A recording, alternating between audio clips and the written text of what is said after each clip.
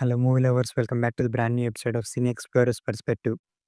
ఈరోజు మనం మాట్లాడుకోబోయే movie 'Daaku Maharaj'. 'Daaku Maharaj' is a not typical Balayya film.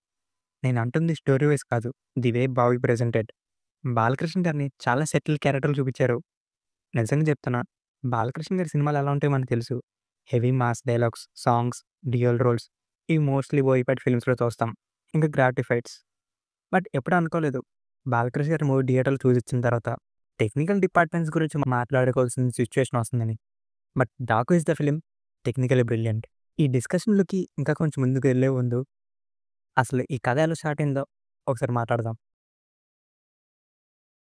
Bobby దగ్గర ఈ 'డాకు మహారాజ్' కథ 3 డిఫరెంట్ వర్షన్స్ ఉన్నాయంట. ఫస్ట్ డ్రాఫ్ట్ బాలకృష్ణ గారు చెప్పినప్పుడు, బాలకృష్ణ గారితో పాటు ఇంకో లీడ్‌కి స్పేస్ ఉందంట. లైక్ తన ప్రీవియస్ ఫిల్మ్ 'వాల్టర్ వేరేలాగా'. దుల్కర్‌ని ఇంకో లీడ్‌గా అనుకున్నారు కానీ, ఫైనల్ డ్రాఫ్ట్‌కొచ్చేసరికి ఆ క్యారెక్టర్ స్కోప్ లేదని తీసేశారు. బాలకృష్ణ గారి మూవీస్ అంటే డ్యూయల్ రోల్స్ అని బోయే ఫిక్స్ చేసేశారు.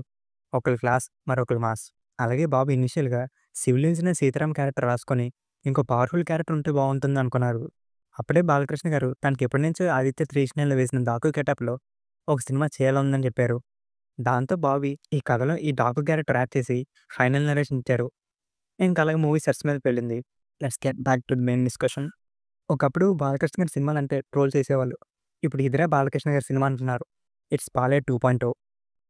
ఈ 'డాకు మహారాజ్‌కి' the biggest strength Vijay Karthik అన్న cinematography, Nandamuri Thaman music, Bobby presentation and taking.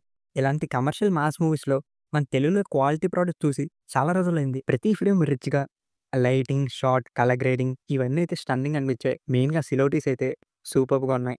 ఈ షాట్ బా నచ్చింది.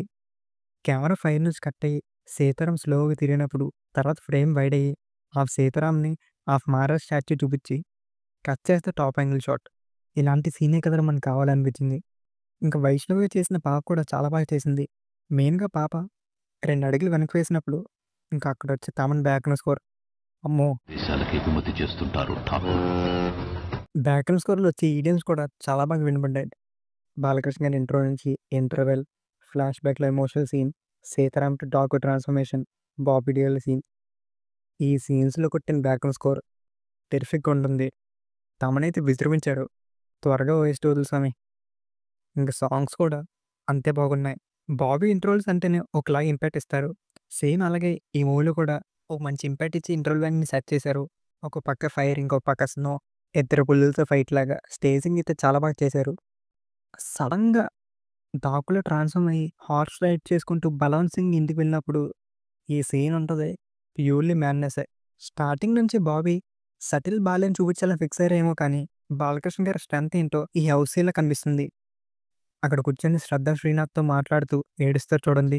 That's absolute cinema. 'Daaku Maharaj' చూసినప్పుడు 'విక్రమ్ జైలర్' ఫార్మాట్‌ని బాబీ బాగా యూజ్ చేసుకున్నాడని అనిపించింది. బట్ క్లోజ్‌గా అబ్జర్వ్ చేస్తే 'పేటకి', 'డాకుకి' సిమిలర్‌గా స్టోరీ అండ్ సెటప్ కనిపిస్తుంది. స్టార్టింగ్ 2 సినిమాల్లోని ఇంట్రొల్ సీన్‌తో స్టార్ట్ అవుతుంది. తర్వాత అసలైన ఐడెంటిటీ పక్కన పెట్టి బోత్ ద హీరోస్ వాళ్ళ ఐడెంటిటీ మార్చుకుంటారు. అక్కడ రజనీకాంత్ గారైతే వార్డెన్‌గా, ఇక్కడ బాలకృష్ణ గారైతే డ్రైవర్‌గా. సబ్‌ప్లాట్‌లో ఉండే విలన్ క్లైమాక్స్‌లో వచ్చి హెల్ప్ చేస్తారు.